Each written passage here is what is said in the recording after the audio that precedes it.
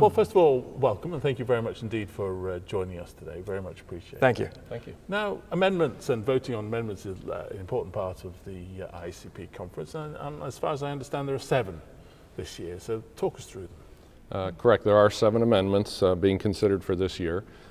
They range from issues from modernizing the mission statement of the association to refining some of the eligibility requirements to run for elected office.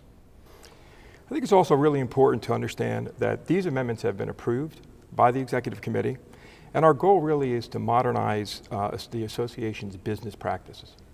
So talk us through them then. First thing I want to say is before we even talk about the amendments is how do they get passed? And that occurs through voting. Right. And voting will occur on Monday. Right. And that's anywhere from 8 a.m. to 4 p.m. outside of Ballroom 20 in the Convention Center. And we strongly encourage our eligible members to vote.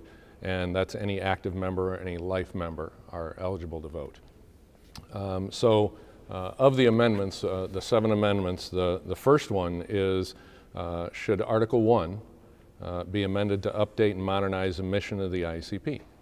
And really the purpose of that amendment is it updates the mission to accurately reflect the work of the association, and it really removes a vision and value statement from the article and places it more appropriately in the strategic plan where it belongs. When we look at Article 2 and the proposed amendment, what we're looking at is removing the title of sustained membership. Currently, our memberships, we have an active membership, we have an associate member, we also have a life member.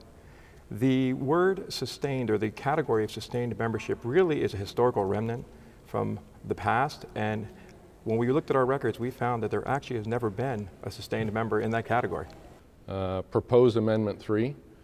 Shall Article 3 be amended to clarify duties and responsibilities of the IACP Executive Committee? And that amendment really updates some outdated language that was currently there. Okay, number 4. And really to piggyback right on that, Amendment 4 change would update some of the outdated language dealing with the IACP Board of Officers. In addition, it would make sure and clarify the officers' roles in relationship to the Executive Committee. Okay, number 5. Number 5 is very important. Shall Article 4 be amended to adjust the eligibility requirements for service on the IACP Board of Officers and to clarify the role of the IACP Executive Committee? One of those parts of the proposed amendment is that would require individuals interested in serving on the IACP Board of Officers have to be a member of the association for 3 years rather than the current 2 years. Okay.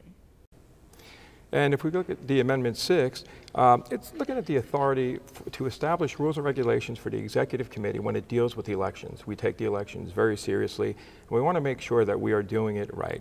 Currently, it'll make no changes to the current policy that we have, but it will give them the authority to make changes in the future while keeping us in line with best practices of nonprofit associations across the country.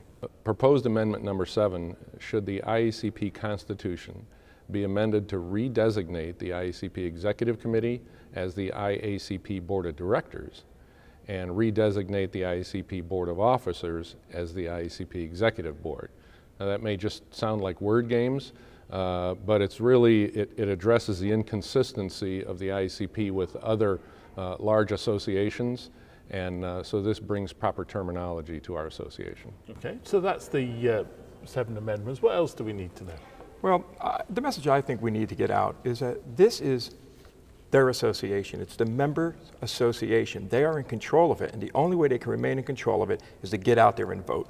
We need them to come out in numbers and vote. Okay, so let's finish off. Remind us how and when people do that. Voting occurs on Monday, the 17th, and that's from anywhere from 8 a.m. to 4 p.m. It's outside of Ballroom 20 in the Convention Center, and again, all active members or life members are eligible to vote. Get out and vote, that's the message. Get out and vote. Get out and vote. Marvelous. Thank you both very much indeed. Appreciate it. Thank you. Thank you very much.